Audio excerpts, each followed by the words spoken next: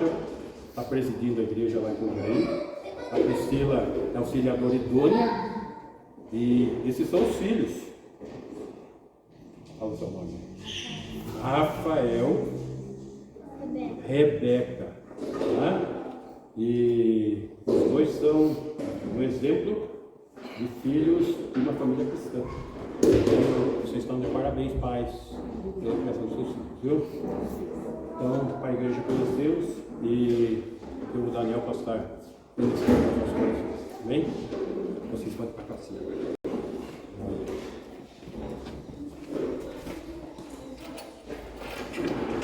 Vou fazer uma mudança aqui.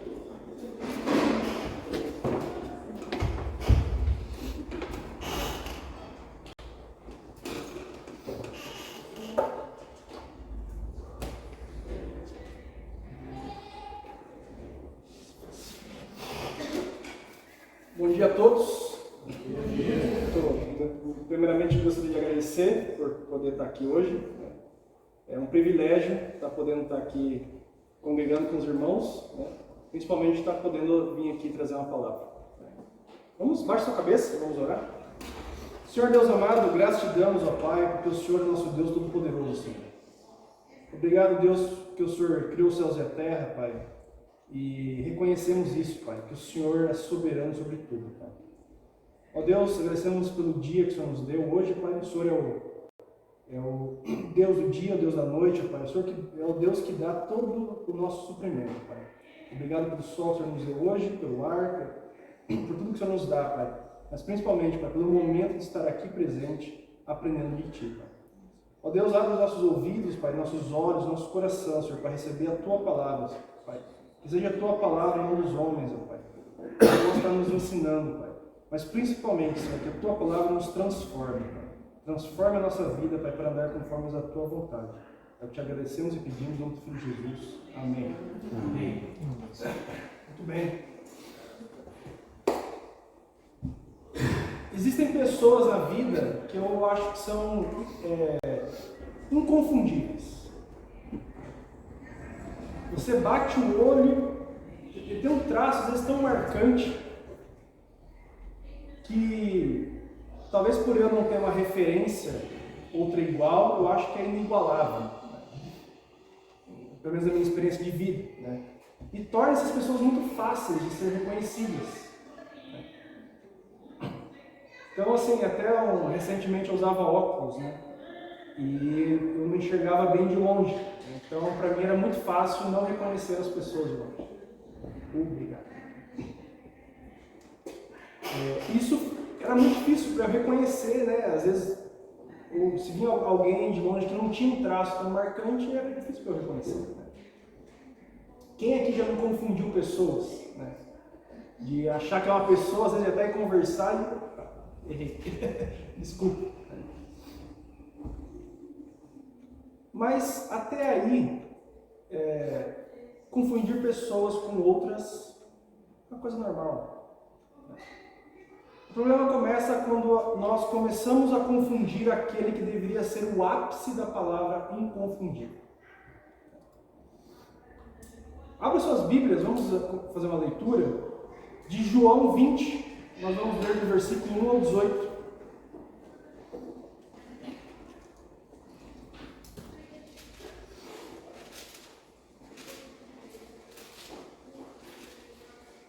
João 20, do 1 ao 18.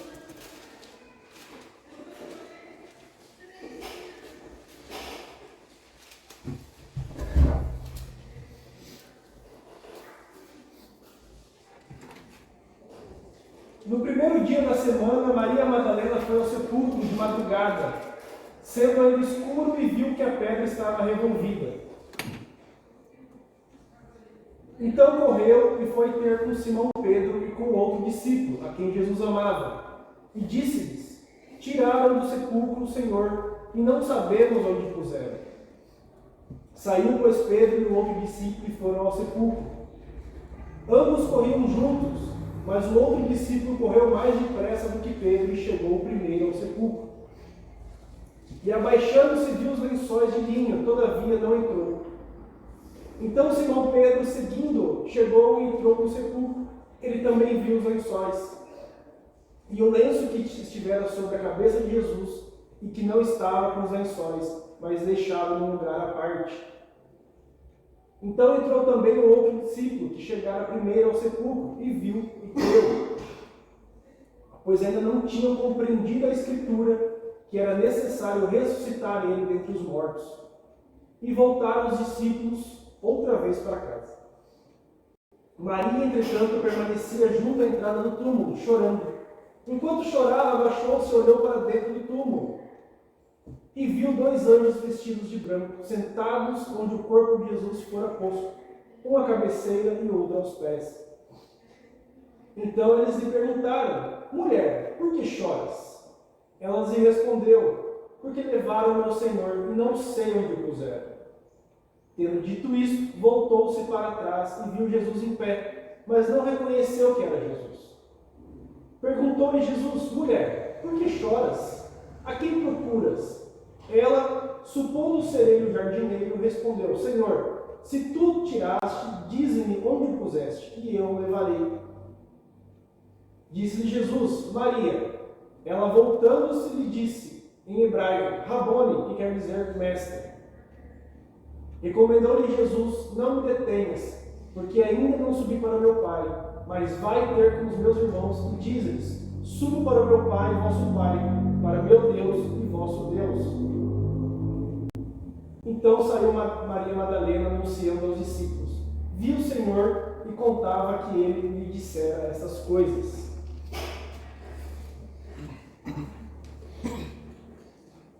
O texto aqui, ele nos ensina aqui sobre a ressurreição de Cristo. E nos mostra que é a conclusão da obra de Cristo na cruz. Aqui é a conclusão. Nesse momento aqui, conclui-se então a obra que Cristo tem feito. Foi trabalhando durante os séculos.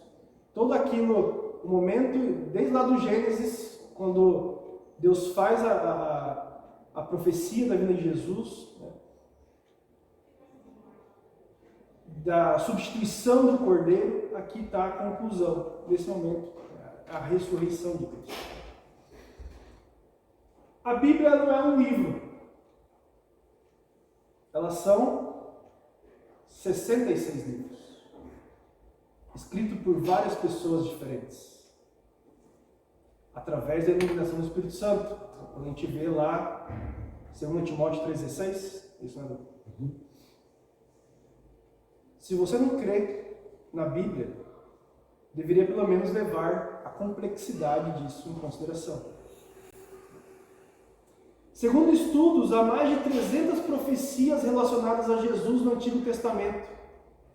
E os profetas não previram apenas onde ele nasceria, ou de qual família viria, mas também como ele iria morrer e como ressuscitaria ao terceiro dia. Se você não crê em Jesus, deveria pelo menos levar essa complexidade em consideração. Ele levou todos os nossos pecados, morreu e ressuscitou. Os 3 pontos completam a obra de Cristo. Se você não crê na obra de Cristo na cruz, deveria pensar urgentemente no que te espera na eternidade. Paulo ensina na primeira carta aos Coríntios, vamos abrir lá, 1 Coríntios 15, do 17 ao 19, que se Cristo não ressuscitou, é vã a nossa fé.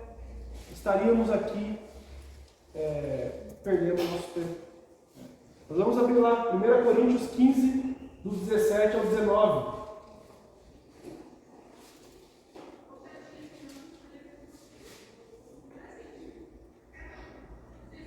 E se Cristo não ressuscitou, é vã a nossa fé, e ainda permanecer nós nos vossos pecados.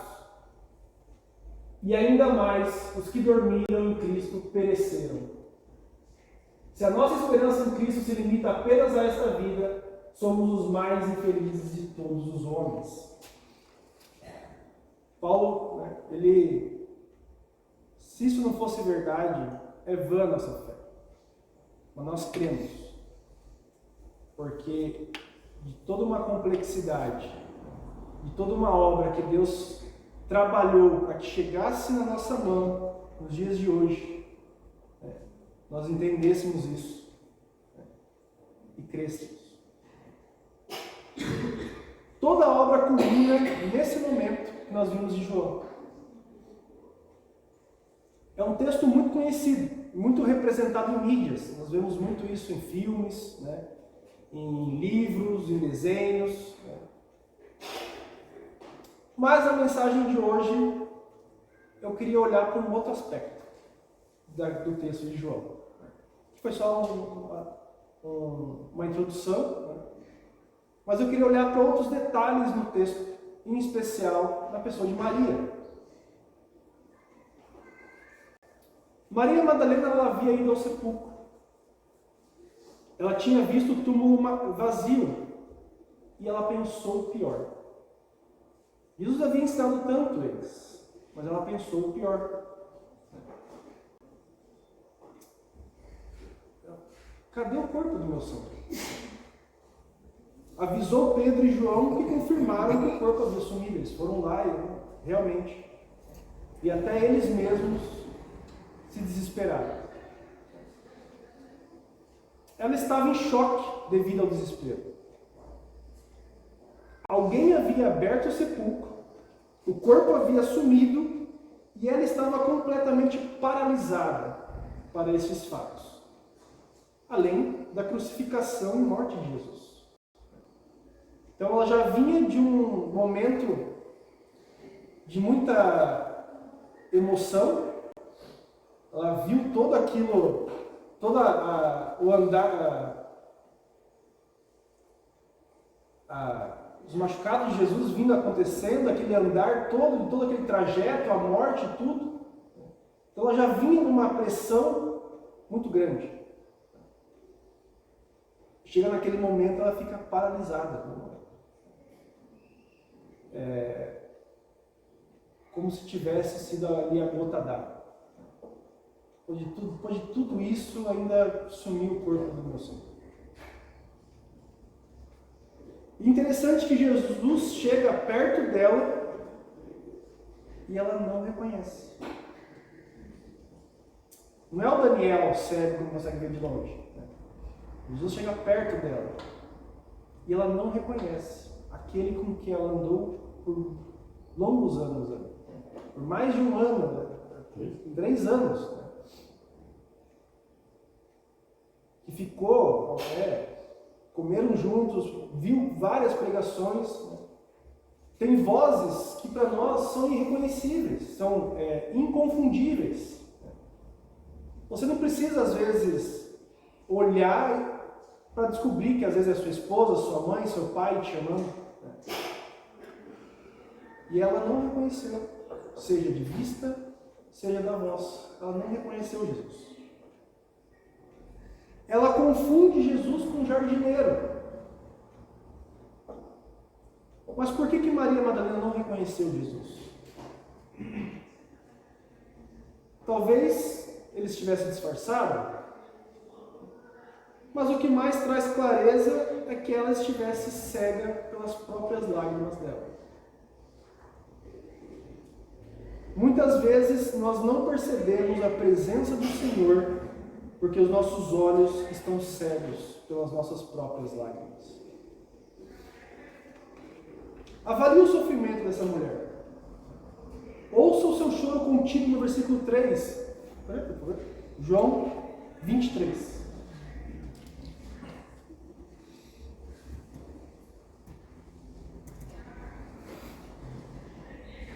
Perdão. Desculpa. Mulher, por que choras? Ela lhe respondeu, porque levaram o meu Senhor e não sei onde o puseram. A gente lê aqui, às vezes não percebe a emoção dela, mas ela está chorando, Por que está chorando?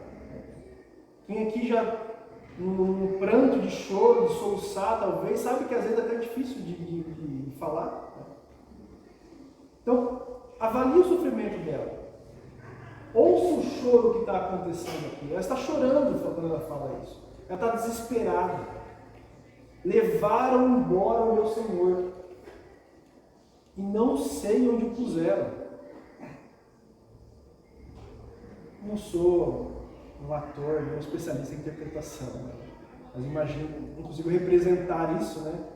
Mas cada um já deve ter uma experiência de vida, no momento de desespero, ouviu alguém tentando expressar algo. E no momento de desespero. O momento de desespero não é, perdi minha caneta, né? Mas aqui está no momento de desespero da vida dela. E mesmo depois de Jesus ter se aproximado e falado com ela, Maria não reconheceu, porque o seu desespero dominara a sua razão. O desespero dela tomou conta de todo o ser dela. Ela já não pensava mais corretamente. Será que isso já aconteceu com você? Está tomado pelo desespero, em um momento em que o desespero toma a razão e você deixa de pensar racionalmente? Tamanha angústia caindo sobre sua vida, cujo desespero começa a tomar conta do seu corpo, a ansiedade começa a alterar o funcionamento do seu corpo, o coração começa a acelerar, e quando a gente pensa muita coisa, o cérebro desce um monte de química para o corpo, o seu corpo começa a trabalhar de maneira diferente, você se sente impotente, e a única coisa que resta é chorar. Chorar por tristeza ou apenas pelo próprio descontrole do seu corpo. Desespero. Quem aqui já esteve desesperado? Pode ir.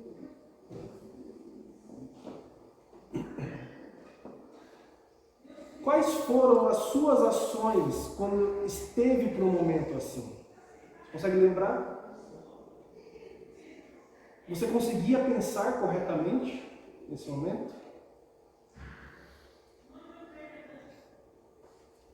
Maria pensou que fosse o jardineiro.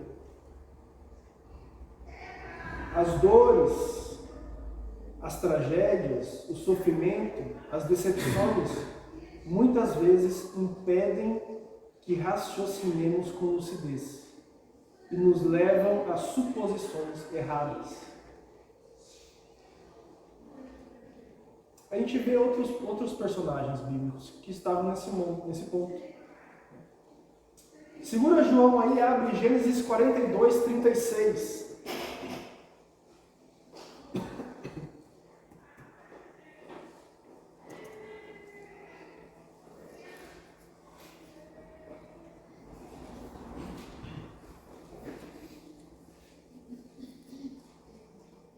Gênesis 42, 36. Então lhes disse Jacó, seu pai: tendes-me privado de filhos. José já não existe, Simeão não está aqui, e ides levar a Benjamim. Todas essas coisas me sobrevêm. Aqui, quem lembra aqui do contexto, Jacó estava na época da seca que tinha sido predita por José, através do sonho do faraó. José já não existia na visão de Jacó. Ele estava numa seca, a sua família passando por um momento difícil, ele tendo que buscar comida em outro local. Ele tinha mandado até o Egito, né? E ainda chega lá no Egito, levam Benjamim, tiram o único filho que restou da amada Raquel. E o seu filho ainda é solicitado a comparecer diante do governador. Estava tão desesperado. E ele fala: todas essas coisas me sobrevêm. Jacó, aquele que chegou a estar frente a frente, lutou com Deus, que teve sonhos revelados, teve a escada, ele teve um contato grande com Deus. E ele se desespera e fala: todas essas coisas me sobrevêm.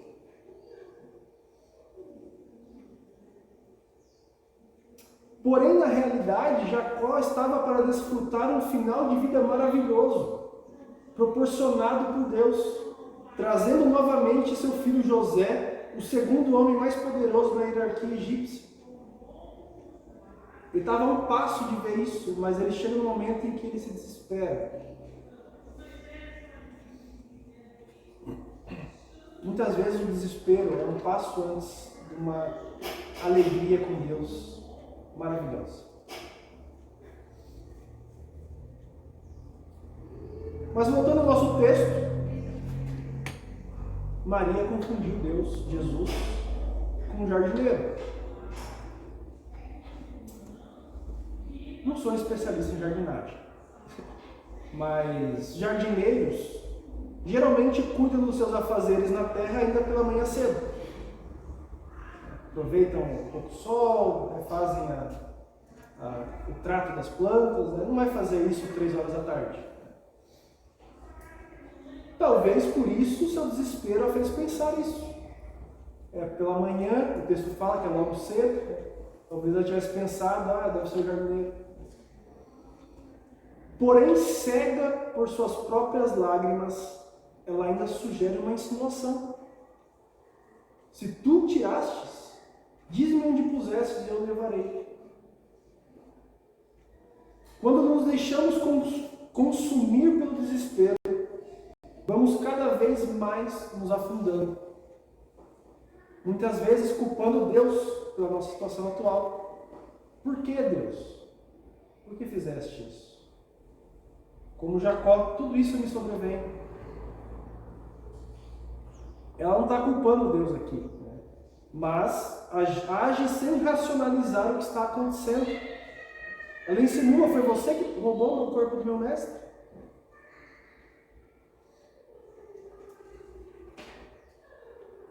Se Maria reconhecesse Jesus no homem ao seu lado enquanto chorava, com certeza não teria perguntado isso.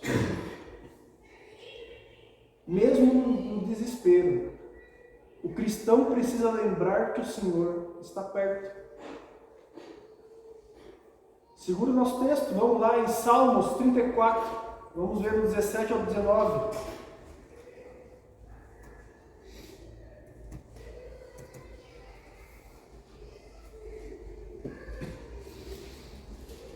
Salmo 34, do 17 ao 19.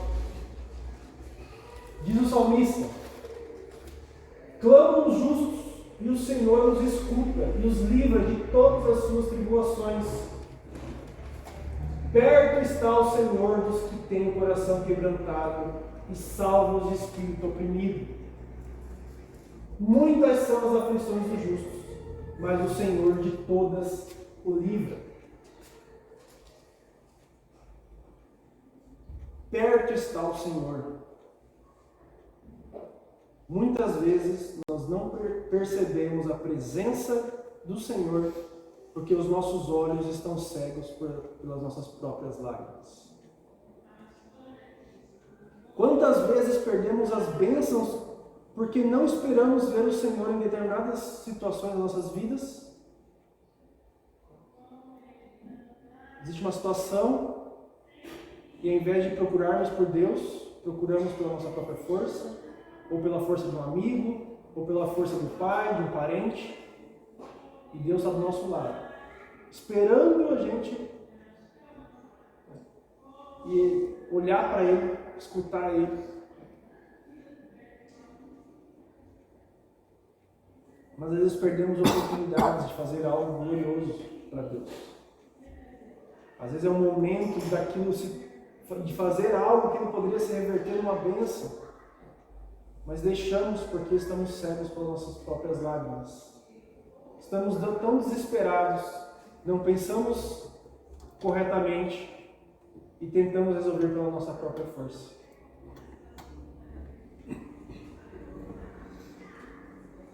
Temos procurado Deus nas nossas tribulações? Você tem procurado Deus na sua tribulação?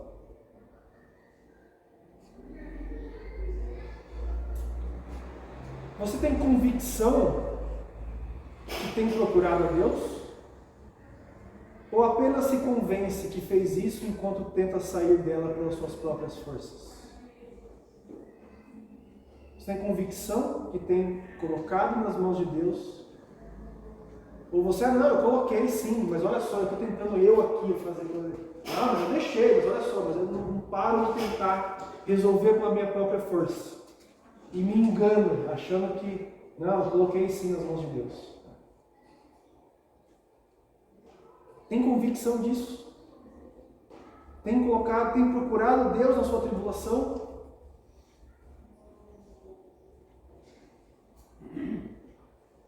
Às vezes acontecem coisas, geralmente é assim, né? Fora da nossa força. Né? Uma geada que queima aquilo que a gente contava muito na nossa vida, né? Um acidente de um carro, um acidente às vezes com o nosso próprio corpo. Né? Coisas bobas, coisas do dia a dia. É um tropeção e a gente se machuca e não esperava por aquilo. Mas nós temos procurado Deus nesse ponto.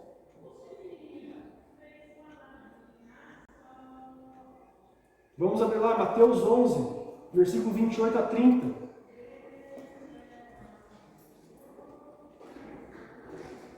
Perto está o Senhor. Mateus 11, 28 a 30. Vinde a mim todos os que estáis cansados e sobrecarregados, e eu vos aliviarei. Tomai sobre vós o meu jugo e aprendei de mim, porque sou manso e humilde de coração, e achareis descanso para toda a vossa alma. Porque o meu jugo é suave, e o meu fardo é leve. Vinde a mim todos que estáis cansados e sobrecarregados, diz Jesus.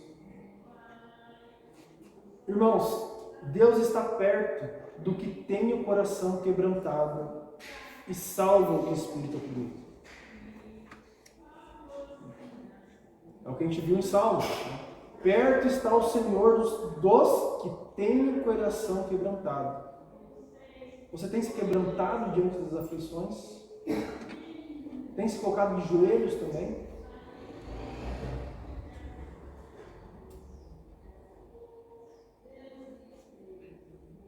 Ele nos chama a nos achegarmos a Ele. Vem a mim. Nosso Deus não é um Deus que está longe. Não é um Deus que não olha para nós. É um Deus que abre uma oportunidade e fala assim, gente, chega a mim. Só que você precisa vir a mim. Não resolva pela sua força. Venha a mim todos que estão sobrecarregados, e eu os aliviarei. Perto está o Senhor dos que têm o coração quebrantado, e salva os espíritos oprimidos. Se você ainda não reconheceu isso, que Jesus é a nossa rocha, e que é nele que devemos nos derramar, nos colocar no joelho, nos quebrantar, esse é o momento. Reconheça isso no seu coração. Coloque isso. Perto está o Senhor que tem o coração quebrantado e salva os espíritos oprimidos.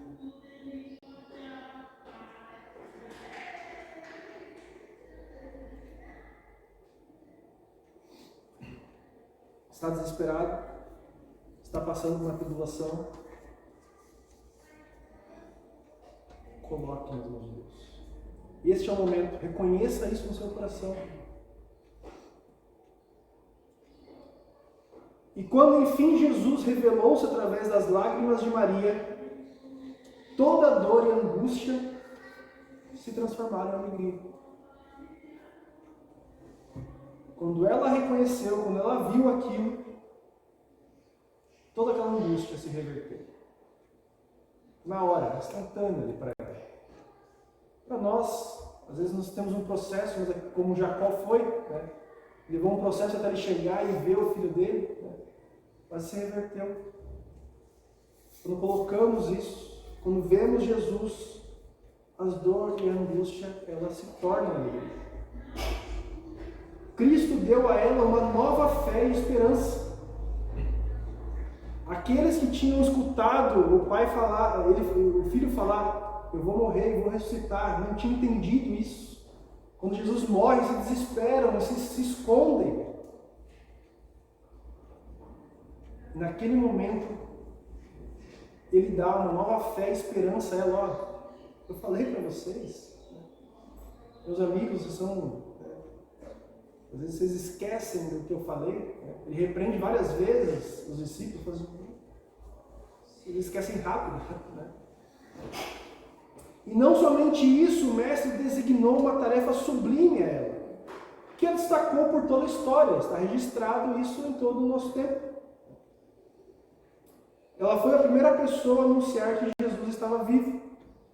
O mestre ressuscitara, a morte fora vencida, e nos olhos de Maria já não tinham mais lágrimas. A ressurreição de Jesus entre os mortos não foi apenas um simples final feliz, mas foi a evidência de que a sua morte pelos pecados foi realmente efetiva. Quantas pessoas você escutou na sua vida que falaram que iam morrer e iam voltar? E se escutou, quantas realmente fizeram isso? Só Jesus.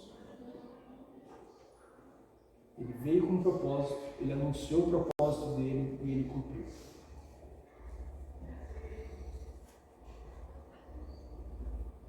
E nós vimos isso no texto que nós lemos de 1 Coríntios. Se ele não ressuscitou dentre os mortos, é vã a nossa fé, mas isso não é verdade, porque nós cremos que ele veio, morreu pelo seu pecado, pelo meu pecado, e ressuscitou. E fez morada para nós, em lugar celestial. E isso é o início para uma nova vida aqui na Terra. Uma nova vida. Ele nos convida a um novo viver, a nos revestirmos, tirarmos o velho homem e nos revestirmos de novo. Ele nos chama para uma nova vida aqui na Terra e ele nos dá um objetivo celestial.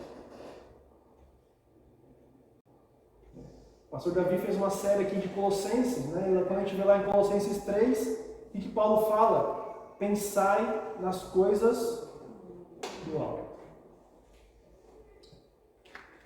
O fato de ter Jesus ressuscitado demonstra que o nosso Deus está vivo e não morto. Nós cremos num Deus vivo. Quem lembra aqui de Elias disputando com os outros profetas de Baal, e eles lá cantando e gritando, e eles zombam, gritam mais alto, talvez estejam dormindo. Mas o nosso Deus não. Ele está vivo. E perto está o Senhor daqueles que têm o coração quebrantado, e salva os espíritos humildes, o espírito oprimido. Vamos abrir lá, Filipenses 4, do 4 ao 9.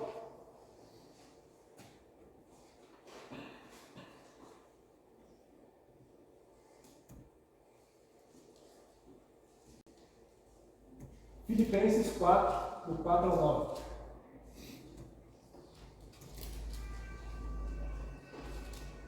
Alegrai-vos sempre no Senhor. Outra vez digo, alegrai-vos. Seja a vossa moderação conhecida de todos os homens. Perto está o Senhor. Não andeis ansiosos de coisa alguma.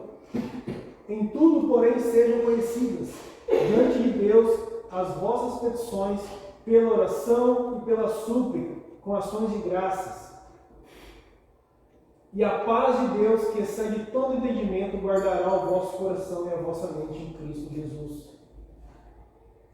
Finalmente, irmãos, tudo que é verdadeiro, tudo que é respeitável, tudo que é justo, tudo que é puro, tudo que é amável, tudo que é de boa fama, se alguma virtude há e se algum louvor existe, seja isso o que ocupe o vosso pensamento. o que também aprendestes e recebestes e ouvistes e vistes em mim, isto praticai, e o Deus da paz será convosco.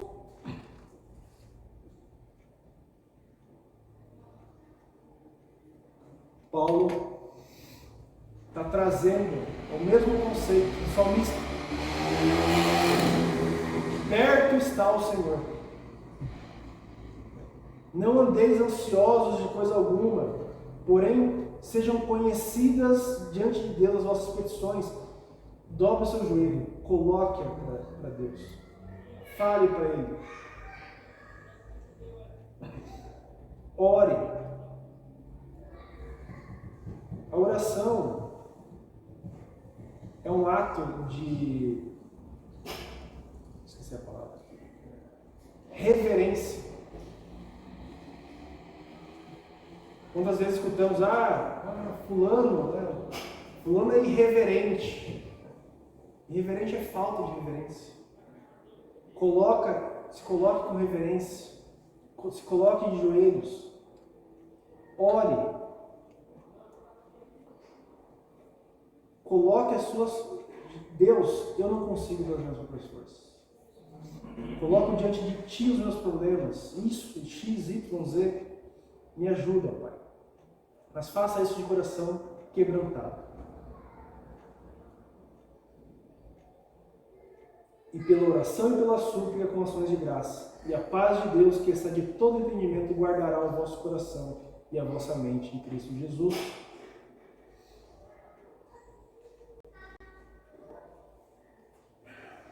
Para nós concluirmos, depois da ressurreição, Jesus apareceu em primeiro lugar a Maria, e essa foi a maneira dele expressar o seu amor por todos nós. O que não permite que você, hoje, veja o Senhor? O que está impedindo? O que está impedindo você de não enxergar isso?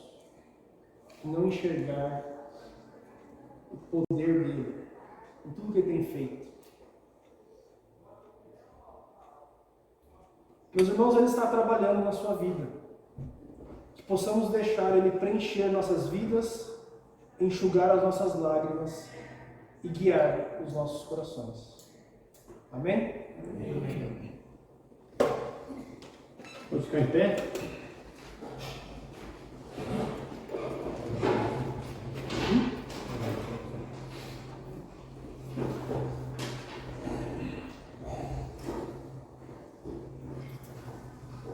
Senhor amado Pai, Deus Santo, Pai, obrigado porque o Senhor nos revelou a nós, ó Pai.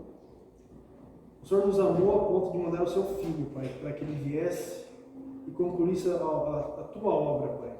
Que o Senhor tem falado desde o começo, Pai, lá desde o início, Senhor. Obrigado, Pai Santo, porque o Senhor tem agido com misericórdia em nossas vidas, ó Pai. Ó Deus, clamamos a Ti, Pai, que o Senhor nos ajude, Pai, a ficarmos de coração quebrantado a Ti, Senhor, com reverência, ó Pai, mas que possamos, ó Pai, enxergar o Senhor perto de nós, ó Pai. Limpa nossas lágrimas, ó Pai, nos ajuda, Senhor, a estar colocando diante de Ti as nossas coisas, Pai, e nos livrar, ó Pai, da maneira de querer resolver com as nossas próprias forças, Pai. O Senhor fala, Pai, que perto está o Senhor, Pai, daqueles que têm o coração quebrantado, Pai. Então, colocamos a Ti, Pai, nossas súplicas, nossos anseios.